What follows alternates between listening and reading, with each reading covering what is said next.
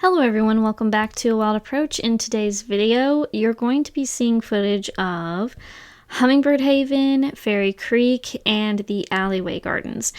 This video is kind of a composition of these 3 different gardens because I wanted you to see the different things that are blooming at the different times in these different gardens. So I will include dates and the name of the garden in the video so that you can see what's going on when, because that's something that I really wish that I could see more of back when I first started gardening online on YouTube. I wanted to see more YouTube videos from native plant gardeners specifically, and when things flowered and what kind of flowered at the same time as each other and what these different succession blooms could be. So that is what part of this video is going to be, as well as just explaining certain plants and where I planted them and why I planted them in those areas. So sit back, relax, and I hope you enjoy this video. In this first clip, we are in Hummingbird Haven, and I bought a bunch of Phlox subulata, emerald pink, and emerald blue. And the reason I did this is I have some of this plant in my main area of my garden, but it only really survived in this one little clump, and the rest of it has died.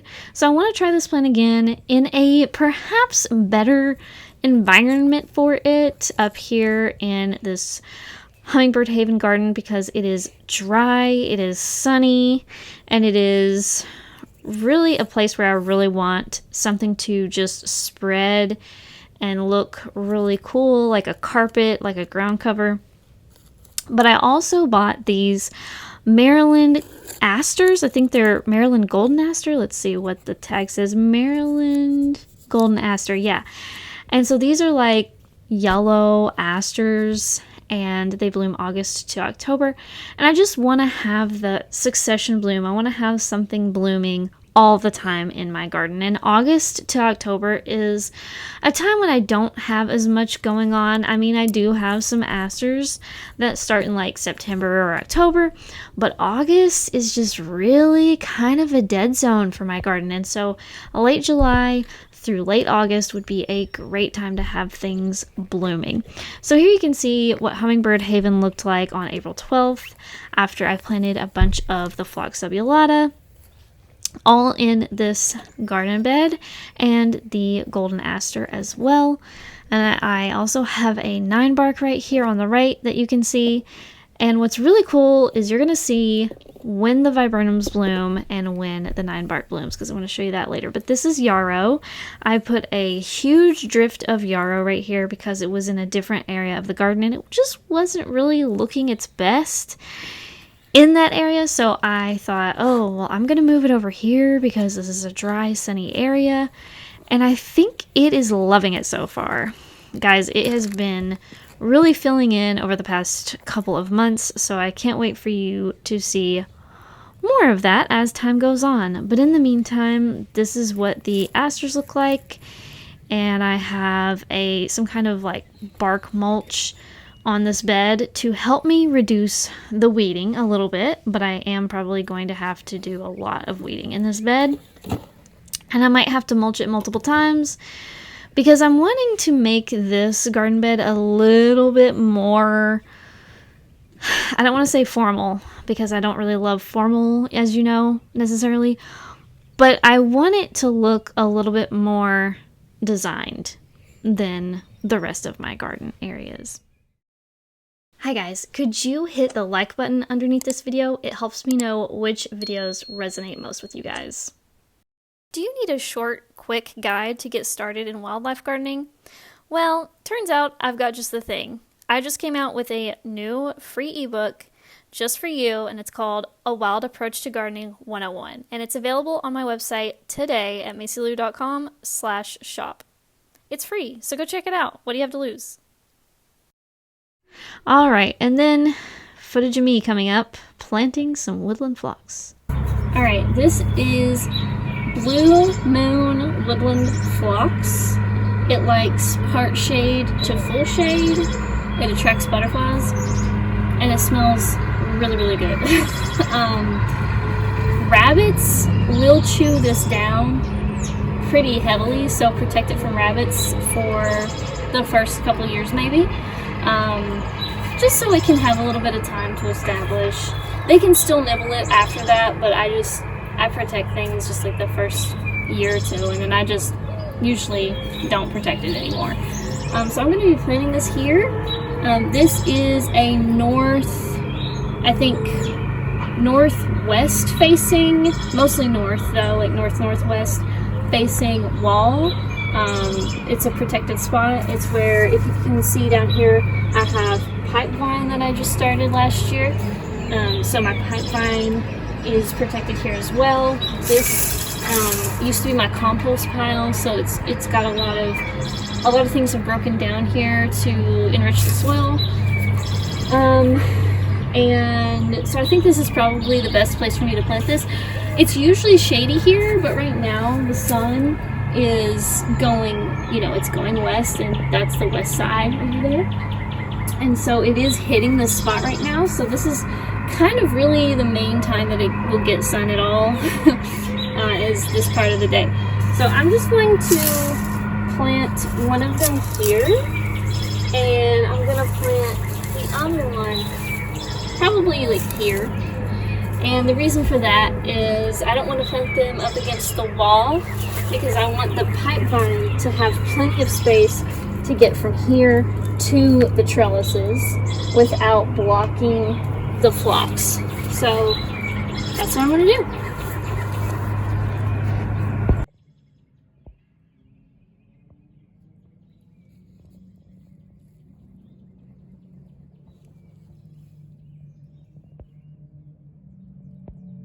And I planted that blue moon phlox right next to my pipe vines. And so far, so good, except something is chewing on both of them. Of course, we want things to be eating our plants. It's part of having a wildlife garden. I mean, that's like the main point, right? But I am concerned a little bit about the pipe vine and hoping that the pipe vine gets a chance to establish before it gets chewed all the way down. So yeah, that is a concern of mine right now. But the blue moon phlox looked so pretty this day, April 27th, and it was just blooming so well, smelled so good, and it was a showstopper. And I do want to get more of it in the future. And I also want to actually get me some foam flower. I already have some in my fern gully garden, but I actually want to get more foam flower and put in this garden, because I think Alleyway garden would be a beautiful place for it. If you're wondering about the non-native irises in the background, that is because I tried to compost them and clearly that didn't work. They just grew from, they just grew, even though I was just trying to throw them in a compost pile. So I'm going to be trying to give those away soon.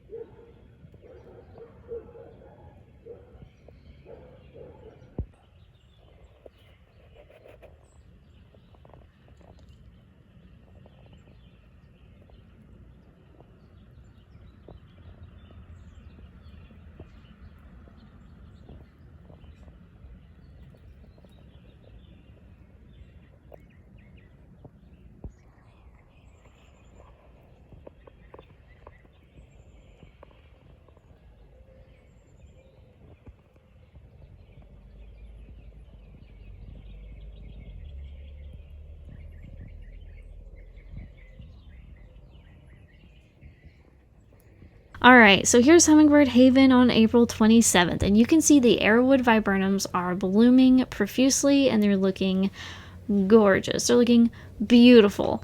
And the 9-bark is really leafing out by this point, April 27th, and so it is creating that beautiful, like, almost weeping look, kind of like where it's just got these curvy branches. But the arrowwood viburnum is really the showstopper on April 27th. The insects are loving it.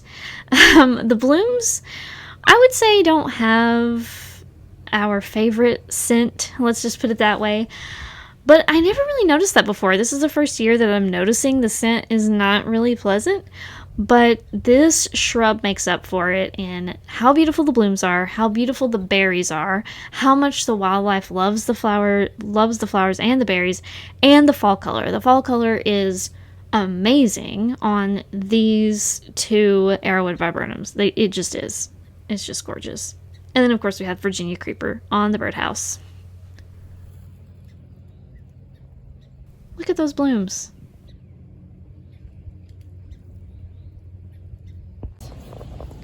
Cardinal flowers. 1, 2, 3. They're loving this spot right at the downspout. They can't get enough. And dogwood. This is a flowering dogwood tree baby from my friend's yard. He gave me some berries. And then this is a pawpaw tree, which is a host for the zebra swallowtail butterfly, and they make huge, delicious edible fruits. And obedient plant I moved back here. Yeah, that's what we got going on here today. Of course, the purple flowering raspberries are absolutely beautiful right now with their huge leaves.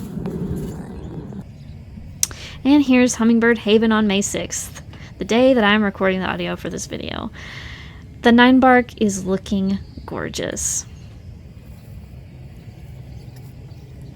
And that's what I was going to say, is I just love that the 9-bark blooms after the arrowwood viburnums are done blooming. It's perfect timing because they're in the same garden, and that's the type of strategy that I want to employ moving forward in as many areas of the garden as I possibly can. And the smaller the garden area, the more difficult that will probably be, but I'm still hoping to implement it as much as possible. And guys, thank you so much for watching this video. I hope you enjoyed it. I hope you got something out of it. It was a quicker video, but I think that it's good to show these different times in the garden, these different parts of the garden, so you can see all the different things going on when things bloom and what I'm planting when I'm planting it. Anyway, please leave a comment and let me know what your favorite garden is inside my garden. What your favorite garden section is.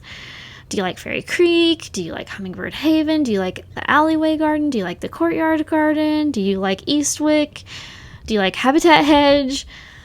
What is your favorite area so far? Let me know in the comments down below. And do you name your gardens? Your different garden spaces, do you name them? Do you give them a title? Let me know in the comments. And if you enjoyed this video, do not forget to leave a like and subscribe and share it with your friends who like to garden, or with your friends who aren't really quite into gardening yet but are interested in plants in general. Thank you all so much for being here, and I will see you in the next one. Bye.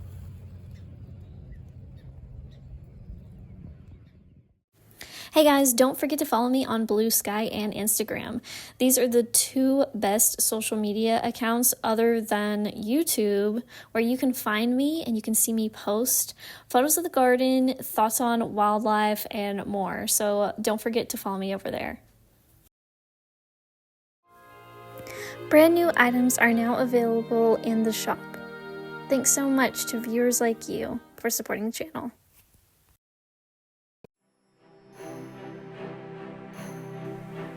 To support the channel, like the video, comment, and subscribe. You can also support my work by buying art from me at macylou.com. Thanks for watching!